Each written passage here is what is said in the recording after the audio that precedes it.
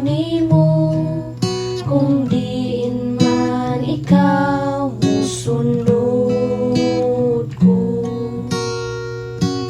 Ako nakahukom nga mamati nimo, sa dapit tuwa ka musunod ko. Magbalantay ko musali ko nimo, kung diin man ikaw musunod ko. Ako nakahukom nga mamati nimo, sa dapit tuwa ka musunod ko. Kung sa sipsibanan man sa